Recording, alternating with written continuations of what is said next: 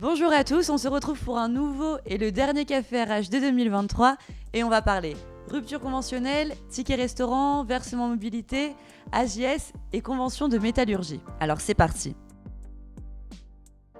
Commençons par les ruptures conventionnelles, dont plus de 500 000 ruptures conventionnelles ont été signées en 2022 et le gouvernement veut les limiter pour faire baisser le chômage. Donc cette hypothèse doit être discutée lors d'une réunion gouvernementale le 15 décembre avec la chef du gouvernement, le ministre du Travail et celui de l'économie. Ce dernier a d'ailleurs annoncé étudier la piste d'une réduction de la durée d'indemnisation des chômeurs de plus de 55 ans pour l'aligner sur celle des autres demandeurs, dans ce même but d'enrayer la hausse du chômage. On dit simplement qu'il faut aligner la durée d'indemnisation des plus de 55 ans sur les moins de 55 ans, parce qu'ils valent autant que les moins de 55 ans, qu'ils ont autant de qualité, autant de savoir-faire.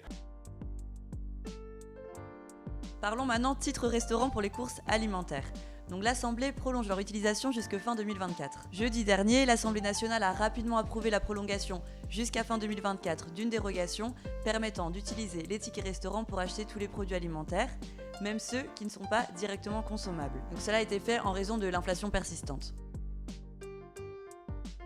Maintenant, nous allons parler des changements qui vont avoir lieu au 1er janvier 2024. Donc le premier, ça va être sur le versement mobilité. Donc le versement mobilité, en fait, c'est une contribution destinée au financement des transports en commun et elle va changer à partir du 1er janvier 2024. Les taux ou les périmètres de versement mobilité évoluent sur le territoire de 28 autorités organisatrices de mobilité et votre entreprise est sujette au versement mobilité si votre effectif est d'au moins 11 salariés, le lieu de travail de vos salariés se situe en région parisienne ou dans l'une des zones de province d'où ce versement a été institué. Et nous vous laissons un lien en description pour voir les changements en fonction de votre région.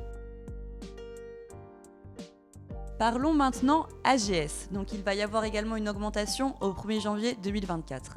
Donc la cotisation à l'assurance garantie des salaires, donc l'AGS, qui vise à assurer le versement des rémunérations des salariés en cas de défaillance de l'entreprise, va connaître une augmentation de 0,05 points à partir du 1er janvier. Pour rappel, cette cotisation concerne les salaires, les indemnités de préavis et les indemnités de rupture selon le Code du travail de l'article 3553-8. Parlons maintenant de la nouvelle convention métallurgie.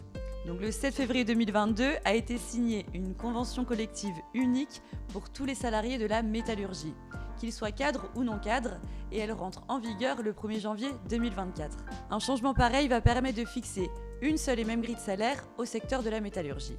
Une protection sociale complémentaire, une protection sociale complémentaire identique sur tout le territoire, ou encore de réunir l'ensemble des 1 600 000 salariés au sein d'une même classification. Et pour finir, on va parler calendrier de l'Avent. Donc on vous a mis un lien en description avec le calendrier de l'Avent factorial que nous avons créé.